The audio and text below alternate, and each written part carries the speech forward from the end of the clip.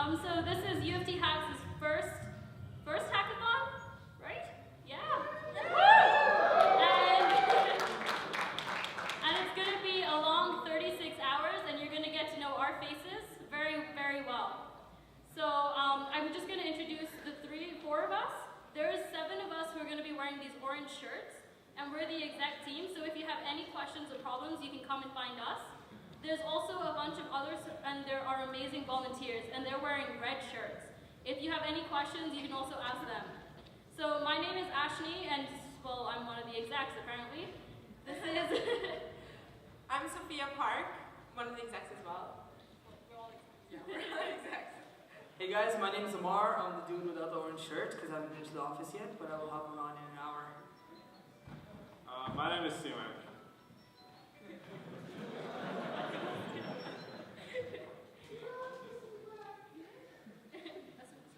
okay.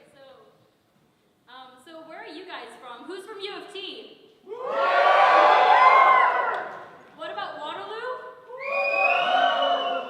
You guys are almost as loud as U of T. Can we try that again? U of T! Waterloo? McGill?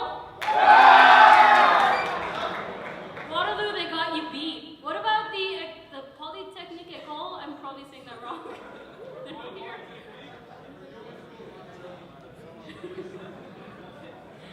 And what other schools? I saw someone from York earlier. And what other schools are you guys from? Ryerson in the house. Ryerson?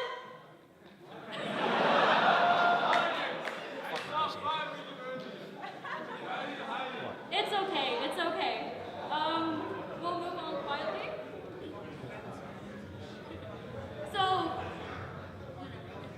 So who's been to a hackathon before? Who's been to a 36-hour hackathon before? Good, you guys know more about this stuff than I do. So, who doesn't know what the hackathon is? We're happy to have you. So a hackathon is you have 36 hours to come up with an idea. It can be pretty much anything that's technologically based and requires some sort of coding in our case.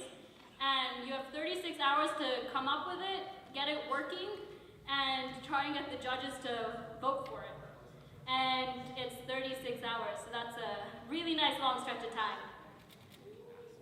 Woo!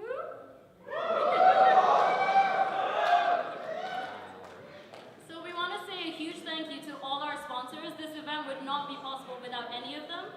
As you can see at the bottom and on your lanyards, Shopify has been absolutely amazing. They've been the main supporters of our transportation, as well as numerous other, the lanyards and many other things as well. And there's a huge team of them here for the entire weekend, and you can come and talk to them. Can you guys raise your hands or stand up?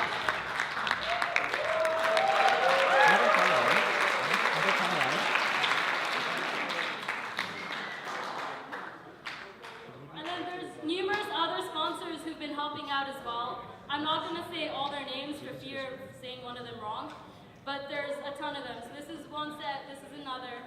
And they're all on our website, they've all helped out. Can we clap for all of them, because some of them are in the house?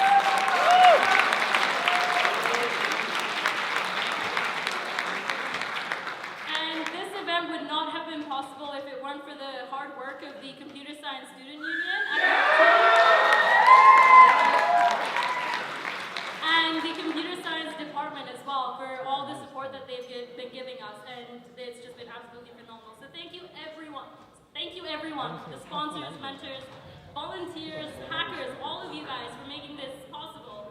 I'll be saying the same spiel on Sunday as well, so if you didn't hear it once, you'll hear it twice. So we're going to hear a quick keynote by Tobe Lutke. He's the CEO of Shopify, but first we're going to get a quick introduction from Doug, he's from Shopify too, and he's been really awesome.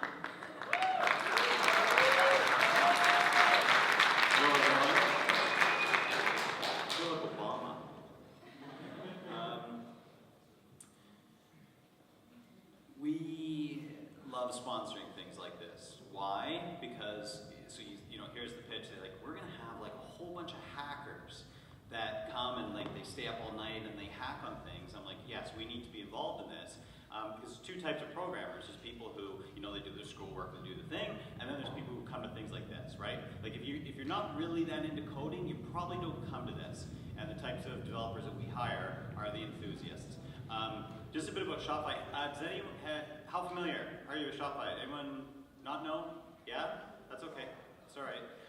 We're about 300 employees, headquartered out of Ottawa, but we've also got an office in Toronto, Montreal, and Winnipeg. So we're a commerce platform. So if you wanted to sell stuff online, you would go to Shopify.com and you could set up your store without being technical. Okay, so you don't have to be a developer to be able to do this. We've got about 70,000 stores. Beginning this year, we had 40,000. So I think we'll probably hit 80 by the end of the year. We've been doubling every year for the last 5 years. I think it's fair to say one of the fastest growing companies in Canada. And so I'm the head of talent acquisition. So myself and my team, we're going to be hiring 300 people next year. So by the end of next year, we'll be well over 600 employees. And it's just a lot of fun. And it's here's the best part though. It's recurring monthly revenue. Okay, so we've got 70,000 people that actually pay us monthly. So there's like big ball of money that we just kind of keep pushing forward. It keeps getting bigger, and it's when you get involved in business like that, it's a lot of fun. So now where did all this start? Well, you know, like we have we've got 30 million users. How much are they paying? Nothing. Oh no, we've got like 70,000 that pay us money. It's fantastic. So where did this start though? In 2005, Tobe wanted to sell snowboards. So what's the easiest way to do that back then is, well, you want to sell online, so you won't have to go to rent a retail space and do all that stuff. So the first store was called Snow Devil, and Tobe built it and looks at it and says, you know what, I think this is actually something more than just a store. This might be a platform. And Shopify begins in that moment. And you know, over the years, bringing on more and more customers and the staff ramping up. So it's an interesting story and one that I absolutely love being a part of. Your Keynote, Tobe, CEO of Shopify, if you want to come on up. Thanks.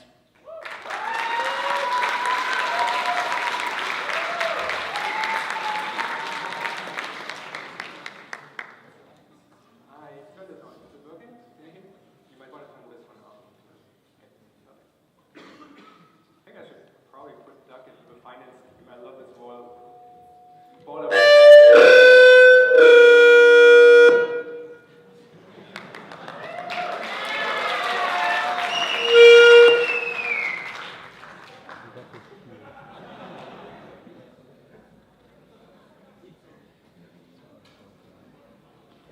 It's not. Okay.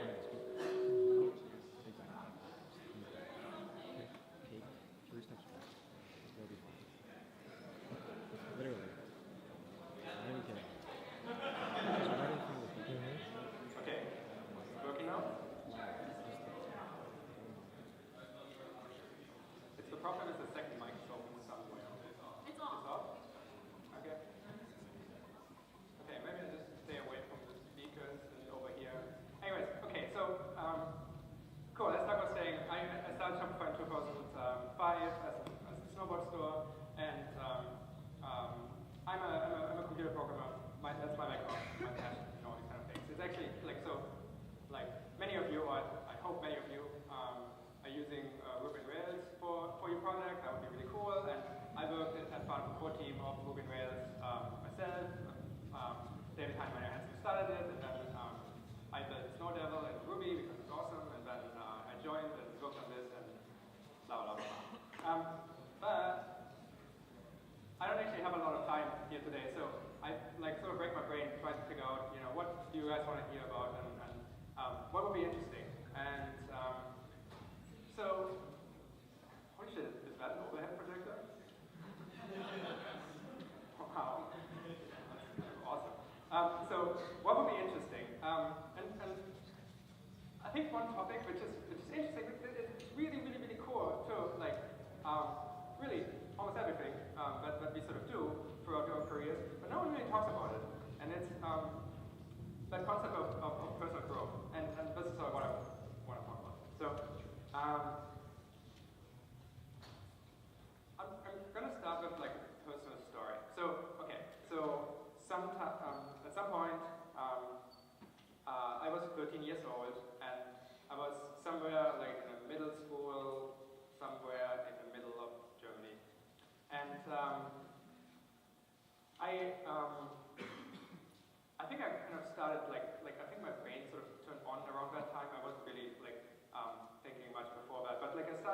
to sort of first sort of analyze sort of things around me.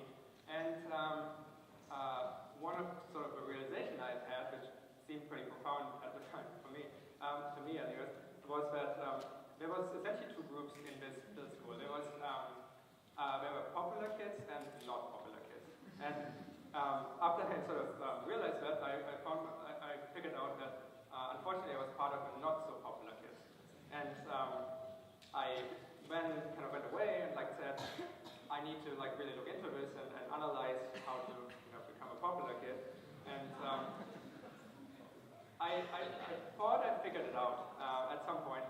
And the solution I came up with was that I needed Air Jordan sneakers, because that seemed what every popular kid had. And surely, as soon as I would have such great shoes, I would then be part of the popular kids. So this is really silly. But the interesting thing looking back at this is that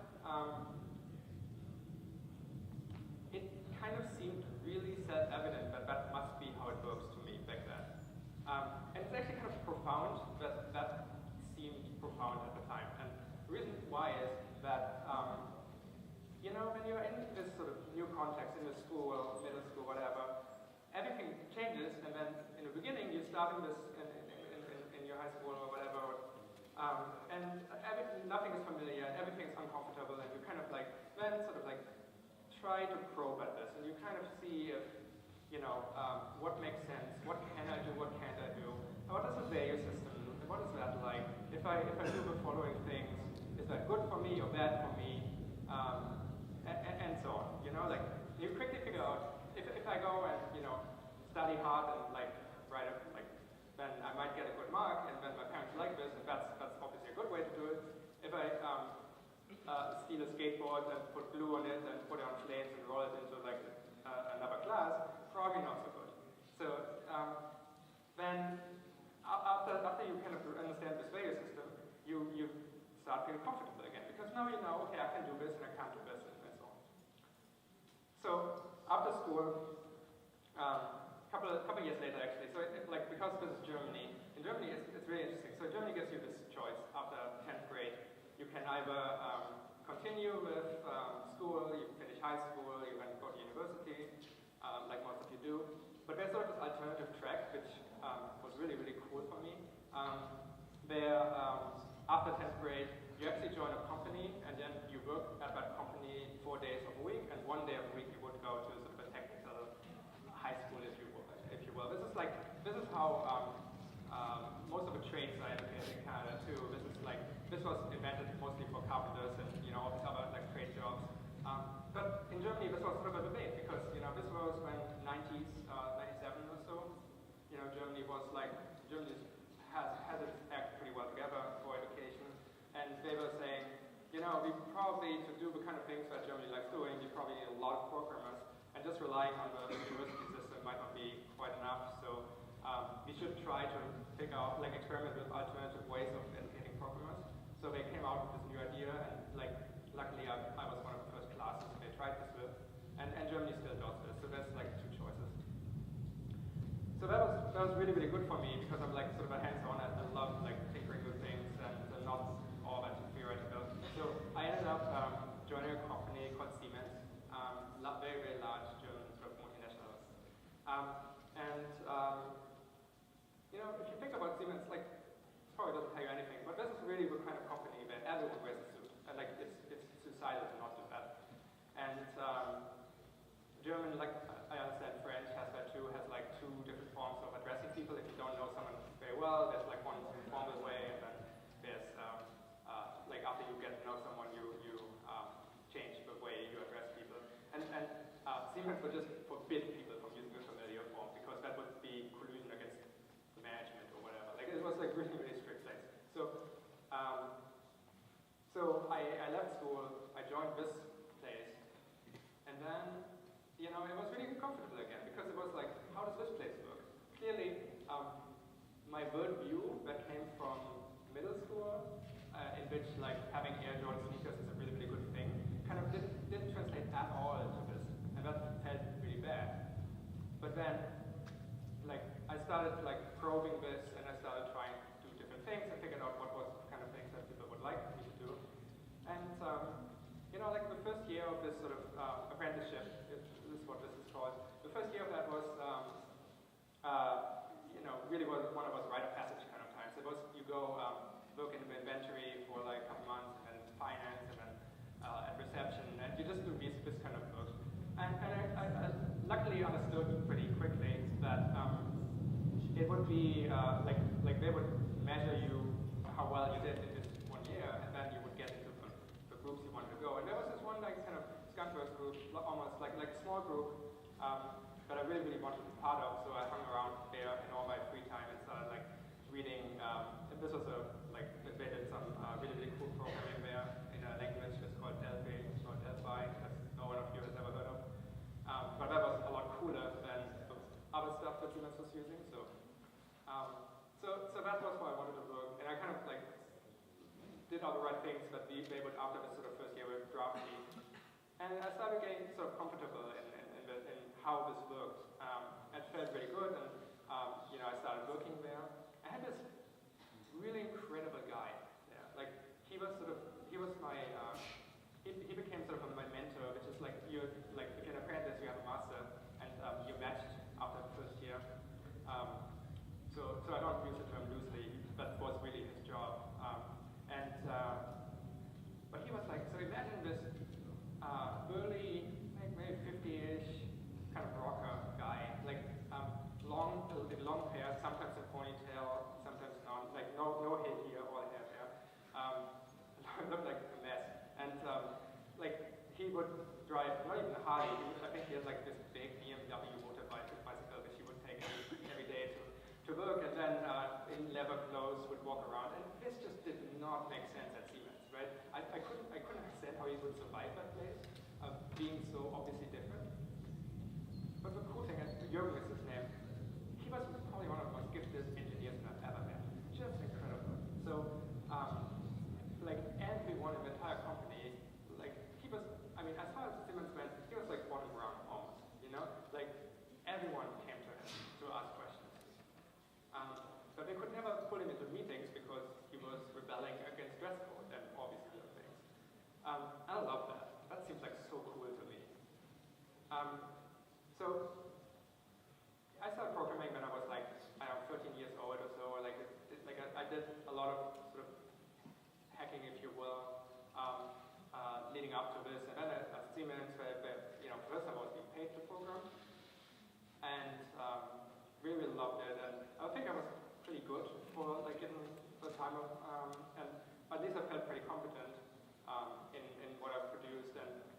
But then every once in a while, you know, Jürgen would show up and he would just sit down, and I worked on, like, let's say for 3 weeks on this piece of like this module, this thing I was working on, and he would go through it patiently and look at it and give me good feedback, sort of like immediate feedback on like code quality, these kind of things.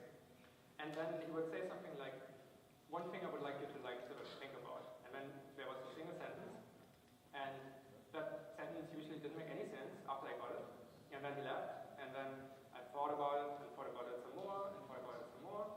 And then after I sort of realized what he told me, like this entire, like, it's almost like a curtain lifted, and I then replaced the entire 3 weeks of work with like 5 lines of code. But I could only write because this little tiny thing that Jürgen told me. I've never in my life like learned so much in so little time.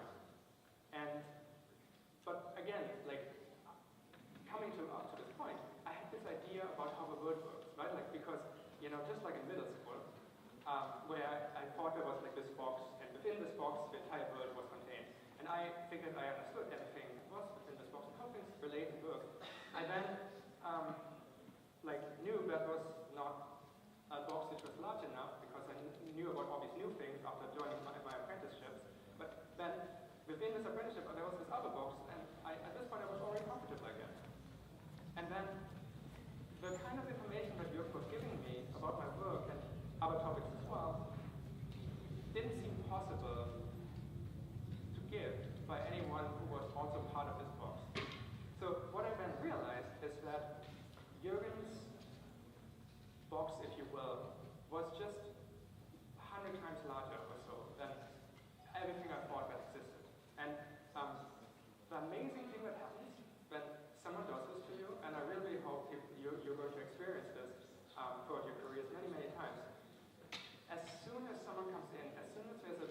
iota of information that somehow the content of your box isn't actually explaining the entire world anymore, it cracks. And if you're so inclined, you would then follow this and then arrive in the next box. And the next box will feel immediately uncomfortable again because nothing is the same, like gravity just changed.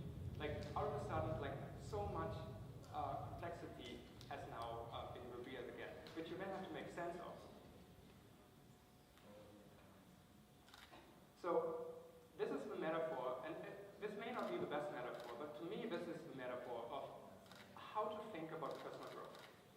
It's like, it's a sort of series of boxes where like every time you manage to like feel comfortable in one, you then there is a possibility of entering the next one, but you need potentially some outside help, or you need to be incredibly good at looking for quick. So everyone's already like doing this. Like this is really life, right? Like this is really how we go through life, and like especially like the educations that you go through. And the cool thing is, on a fundamental level about school and university and these kind of things, is that people with large boxes are telling like hopefully interesting stuff to people with smaller boxes, and then after you and that makes the cracks appear. But that is for you to follow through. So that's the good news. So the bad news about that is how do you actually how do you do what Logan did? How do you commit your entire life to this sort of journey of personal growth? Like this is really an infinite game if you're into philosophy. This is not a finite game. There's no winners in this. Like it's a pursuit you're committing to yourself to, and I think it's extremely powerful if you do. Because if you don't, then you eventually arrive in a box that explains the word after some fashion, and you succumb to like this sort of siren call of just feeling comfortable, right? Because the cycle is you starting in a new box, you feel uncomfortable, you explore, you feel comfortable, and then it cracks, and it starts again. So the churn where people leave this infinite game is right when people feel comfortable. And if you ever, if you go to a family reunion or so, you always meet with people who left this process way too early, right? Like Uncle so-and-so who has it all figured out. So I think the amazing thing is like, if you commit yourself to this, you can reach points which are just like are impossible to think about. It's like, if anyone sees like an interview with Elon Musk, who's the founder of Tesla and SpaceX, you know, like he was asked in an interview what he thinks should be the solution to like the problem of potential overpopulation of our planet, and his answer immediately was, let's just set on Mars and that would solve it, right? That sounds crazy, but if you're Elon Musk and your box is that big, within this box, like solutions like this actually don't seem so crazy because he actually knows a lot about rockets and how to build it, and he will probably be the person who builds the vehicles that could one day make this available. So if you continue growing your box, at some point your box is so big that the entire planet is in it, and even if you don't aim very high, it's still incredible to go on look at. But this only happens if you're very, very coordinated about it. So you go for university, you participate in this process, which is fantastic. How do you keep it going? How does it relate to, entrepreneurship and these kind of things? So the only way I've found, like, to keep this going is if you find, like, because eventually you'll run out of people who just can take you into the next path. The only way I've found is to find, like, a group of people who sort of, like, this doesn't need to be a ton, like, it might be like 3, 5, something. A group of people who are all kind of roughly in the same area, whose predisposition is to like share a lot with the people around them, and then as a group commit that you're doing this journey together. And what's that a good metaphor for? It's entrepreneurship right there. So it's the best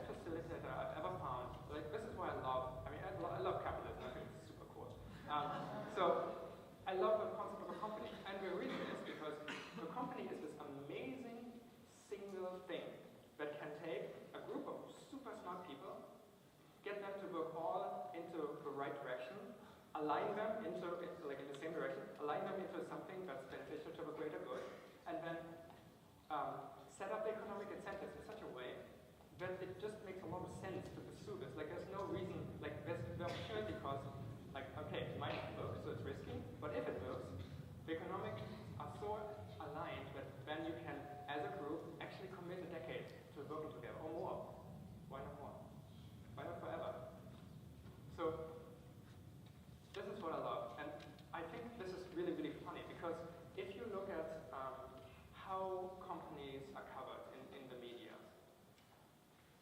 it's just you get a very, very different picture. They almost talk about the snapshot of the business. They talk about, here's what Shopify is right now, here's what we're listing now, here's like all these companies, here's what they are right now. But that's not the interesting story. The interesting story is, how did I get there? What people set out to go through this kind of journey of personal growth together, and how did they commit to it, and how did they do it, and how did they, whenever someone figured out something new, whenever there was a crack that one of them saw, how did they get everyone else through this? So this is how the real challenges I think are solved, because these are just phenomenal times. Like most of you here are very technical. Probably most of you can program, which is really the superpower of this age, right? It's, computer programming is fundamentally needed, and that will not stop. But it also gives you something else. And what computer programming does, and you can't be a good computer programmer without it, is it teaches you how to learn things quickly. And this is like the reason, and if you practice this a lot, and if you look at lots of new technology and think, like start new things, try something out, like figure out how it all relates, what's good, what's not. Like, this is the kind of process, like if you do this a lot, then you just can't help but learn things quickly, and then when somehow something happens, a completely new challenge comes your way, then you know what to do. Like in my case, I had a business co-founder with Shopify, like someone who was looking after business. I was working on technology, and I was very, very happy with that. And then he left. And then I spent about a year looking for another CEO until my board convinced me that, Toby, I think you've got this. And it's because I, figured out a couple of hacks of how to get an MBA in like a couple of weeks. And because, right?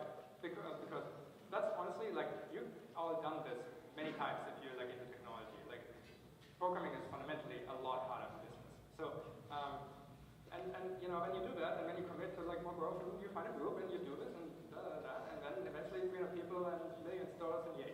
So, yeah, magic.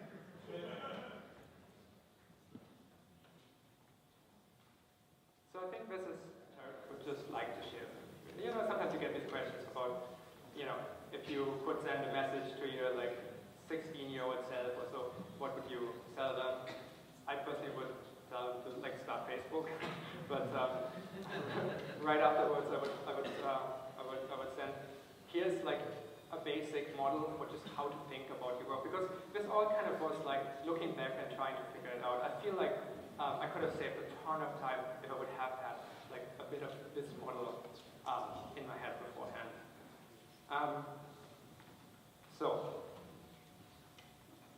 what we're doing with Shopify is actually an interesting riff of this. So this is in the air, right? We're all kind of like thinking about this a lot. We're all like trying to like poke away at this problem, trying to figure out, exactly how does this try to like get a full model of growth, because even what I just described is clearly incomplete.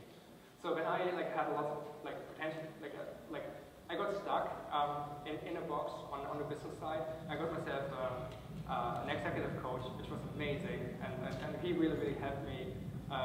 He showed me a lot of cracks and made me like get better and better quickly. And then I hired him full time to just come to do that just at Shopify. It's like you feel like we can really we want Shopify fundamentally to be a place where people come and they spend like some of the most exciting years of their career together, And frankly, like where you can do 10 years of career development every single calendar year. Because it's possible, there's no speed limit.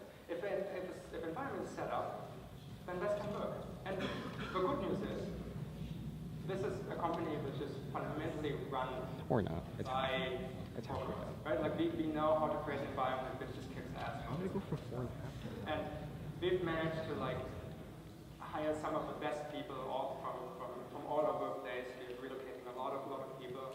So we can create these teams that have infinity. in them. And where else can you reproduce that? Like you might find one in Siemens, but usually the good news for me is really great people are mechanics for each other. They all come to the same place. Again, they all spend a couple of really exciting years of their careers together to build something extremely meaningful. So we've got that.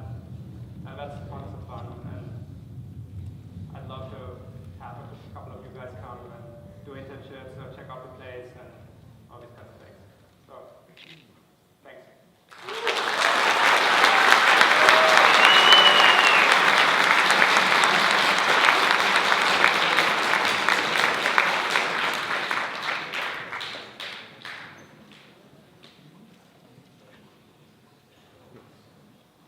Yeah, Thank you. it's gone to the end. Thank you so much, Doug. Can you guys all hear me again? That's right. And Toby. Thank you for Toby.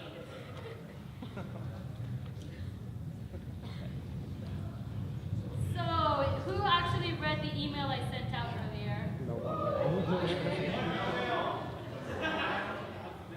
There was part of it said we don't like rules. Do you guys like rules?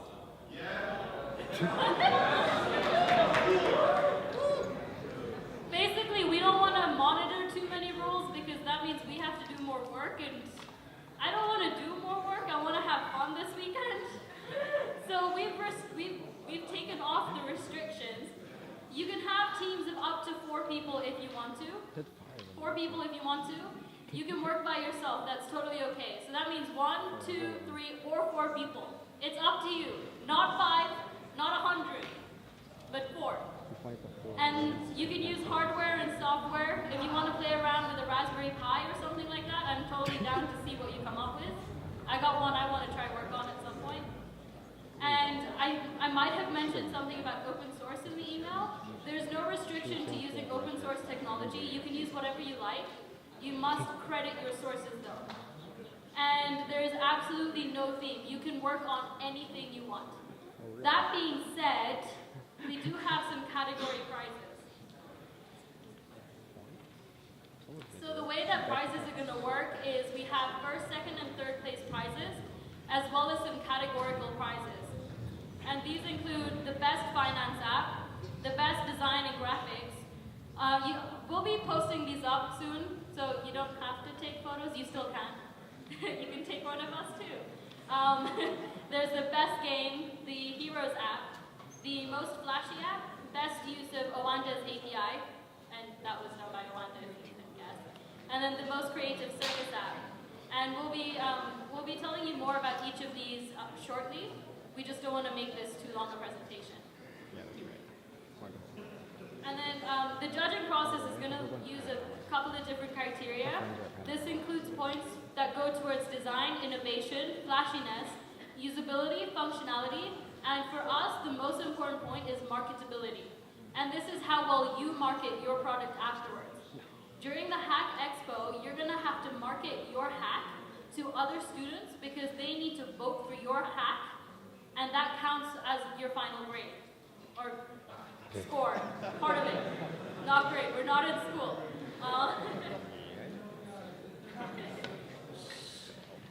Yeah, so the submission process is all being done through hackathon.io, and this is our URL, so hackathon.io/UofTHacks. If any of you are having issues with it, just come and find one of us and we'll help you figure it out. It's a great place for you to advertise what you're working on, see if other people have skills that you might want in your group. If you're working by yourself, it's a good way to find a team. If you want to stay working by yourself, it's a great way for you to advertise what you're working on. And part of the categorical apps will be, or prizes will be determined this way as well. And so one other great thing that our sponsors have all provided is mentors, and as well as a partnership that we have with Co-Foundster. And so what we're offering is that you can sign up with different mentors from Co-Foundster, and the link is cofoundster.com/UofTHacks. We will send that out to you. And there's a list of different sponsors who specialize in different areas. You can sign up for slots with them and get one-on-one personal information, personal opinions on your hack, which is great if you want to try and turn into your own startup. And we have 2 rooms reserved for you to use privately for up to half an hour at a time, where you can go and talk to mentors. These are not restricted to just Co-Foundster apps. You can also talk to, or if you can get one of the other mentors who've come from all our sponsors, you can use it with one of them as well.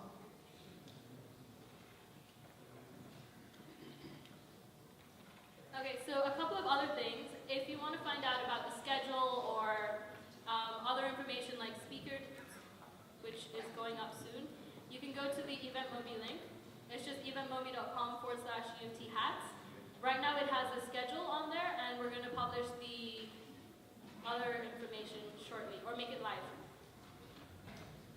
And for Wi-Fi access, the connection name is UofT. So make sure you write that down so you have that, because that's important. And it'll be in the rooms as well. So the username is UofTHacks, and the password is all capitals, hacker with a 4 instead of an A. And make sure you RSVP on our Facebook event. So it's on our Facebook page, facebook.com/UofTHacks. Go to that and find our event. And make sure you RSVP so that you all get announcements. And follow us on Twitter, like us on Facebook.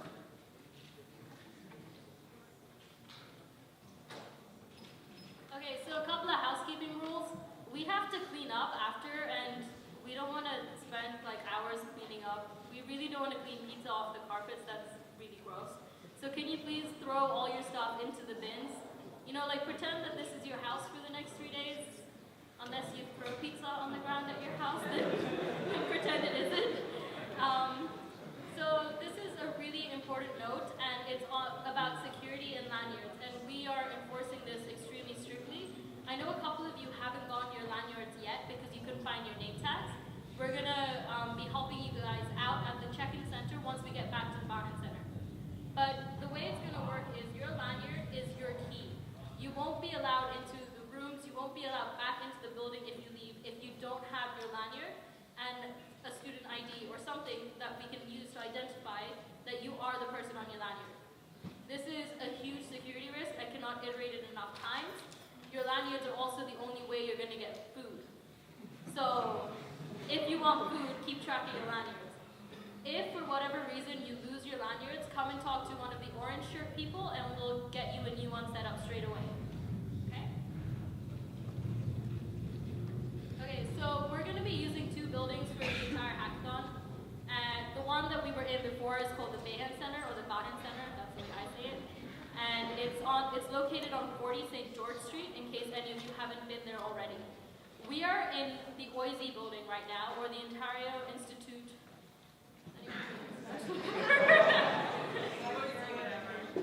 What he said.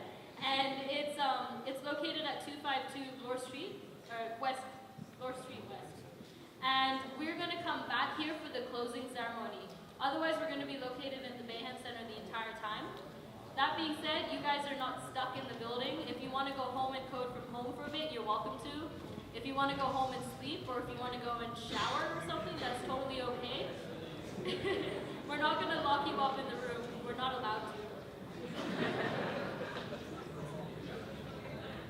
So, we have a lot of amazing swag that these sponsors have sent us, and they want us to give it out to you guys. They kind of said we weren't allowed to keep it all. So we're going to be giving these out through raffles and through our Twitter contest. For the raffles, we'll be handing out raffle tickets later on, around 11 o'clock after dinner. And for the Twitter for the Twitter contest, you can tweet as much as you want. Every tweet you tweet will be entered in. And you need to use the hashtag UofTHacks. So, start tweeting. I'm going to be doing it as soon as I can sit down and look at my phone for 1 to 2 seconds. And yeah, so hashtag UofTHacks. We've got a ton of different prizes, like some movie tickets, some pretty awesome swag, a couple of headphones and things like that. And these are spread out over everything. So are there any questions? Sure, go ahead.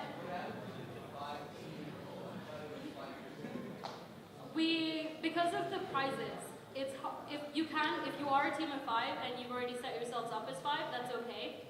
But because of the way the prizes are set up, it's awkward unless you want a 5th of a phone. If you guys have set up a team of 5, you guys can keep it. I know we did send out a couple of emails about that. The judging process? Sorry, can you ask again? Okay, good point. So the judging process is a 2-part process. Guys, please be quiet. The judging process is a 2-part process. We have the Hack Expo, which is starting at 12 o'clock on Sunday. This means your hack has to be in by 11 o'clock on Sunday. At 12 o'clock, the Hack Expo officially starts, and the judges are going to be coming around to each table and judging you. And that...